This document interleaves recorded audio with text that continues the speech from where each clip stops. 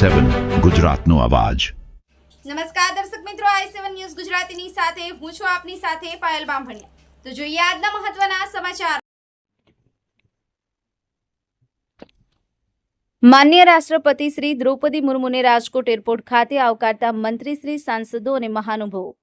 ગુજરાત રાજ્યની ત્રિદિવસીય મુલાકાતના ભાગરૂપે રાત્રિ રોકાણ માટે રાજકોટ પધારેલા રાષ્ટ્રપતિ શ્રી મુર્મુ દેશના માનનીય રાષ્ટ્રપતિ શ્રી દ્રૌપદી મુર્મુ આજે ઢળતી સાંજે રાજકોટના હીરાસર ઇન્ટરનેશનલ એરપોર્ટ ખાતે આવી પહોંચ્યા હતા, જ્યાં તેમનું ઉષ્માભર્યું સ્વાગત કરાયું હતું।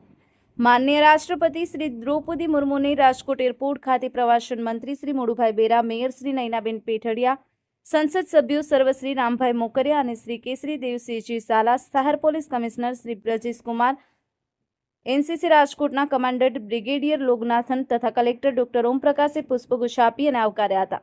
રાષ્ટ્રપતિ શ્રી દ્રૌપદી મુર્મુ તેમની ગુજરાત રાજ્યની ત્રિદિવસીય મુલાકાતના ભાગરૂપે રાત્રિ રોકાણ માટે રાજકોટ પધાર્યા છે।